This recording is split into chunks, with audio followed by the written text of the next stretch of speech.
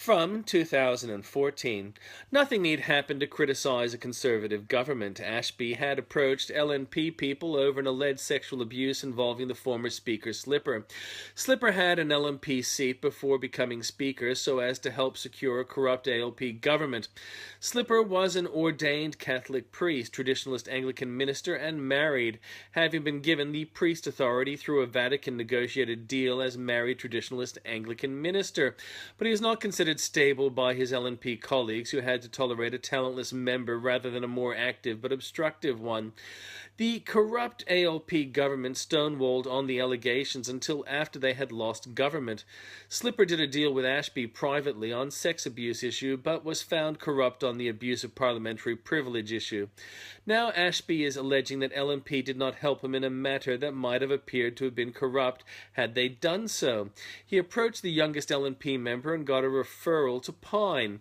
He claims promises were made. They weren't stupid, but Channel 9 60 Minutes is. Meanwhile, it is easy to criticize New South Wales Premier Baird over comments he would negotiate with Islamic leaders over the auction of an ISIS flag issue. That is exactly what Baird should do. He shouldn't limit basic freedom so as to kowtow to terrorism. But the Islamic leaders have apparently identified with terrorism and are bringing Islam into disrepute because of it. Baird has to point to them to the direction that is upwards, which is the Islamic community deserves. ICAC are investigating Liberals in New South Wales, but so far have only been able to smear them, not to find corruption, leading to a conviction. Obede had apparently been given a free pass on a $500 million misappropriation, but the ICAC seem to feel that they have something big against the PM's Chief of Staff involving emails. The emails were cleared of parliamentary privilege and shows that the Chief of Staff of the PM has done nothing wrong.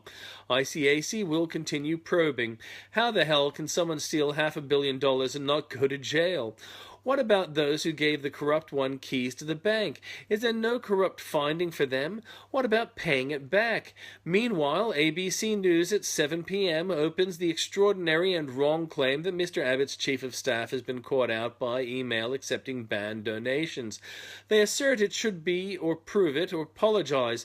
Another extraordinary act of irony is the museum purchasing an asylum seeker wreck for their museum. The bad, murderous ALP policy to be memorialized in culture. A museum director hopes for 100 years' time, but no analysis on a cultural level of the death and waste. Who is to be paid for the wreck? Hopefully not the people smugglers. When it comes to international issues, Obama is world-class in being incompetent, but not because there aren't good people willing to advise him on issues. Obama's inability to see straight on Israel can only be because he willfully fails.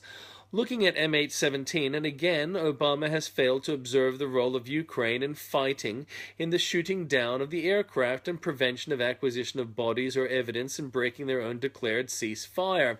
Clearly, Russia has to answer questions, but Ukraine has hard ones too, and Obama has failed to ask them. The injustice of the justice system is exposed with several cases. A verdict is expected soon regarding Oscar Pistorius. Anything less than a murder conviction would be very unfair. But the case so far has threatened that, with blame being placed on the investigating officer for mishandling evidence. But how much is required? We know who pulled the trigger, we know when, we know how, we have considerable insight as to why. We have seen Pistorius lie and obfuscate and be sick. A pathetic female-using abuser in Tosti is claiming he's not guilty over the death of a young woman who had invited into his high-rise apartment for sex. He seems to be claiming she jumped for no reason. He also seems to be claiming he is autistic. He is asking to be charged with a lesser charge of manslaughter. In fact, he is amoral. Sarah Monahan has survived pedophile abuse and is now campaigning to out other TV industry pedophiles. May she be successful. It is the new harvest moon, and Cabramatta was loudly, joyfully celebrating. Some have some mooncake. DNA has determined an insane Polish suspect was Jack the Ripper. A compelling case was made by a writer for an artist a few years back. Turns out that artist was merely creepy. Plastic surgery is a new tourist lure, with Australians finding it cheaper to fly overseas and have surgery than to have it locally.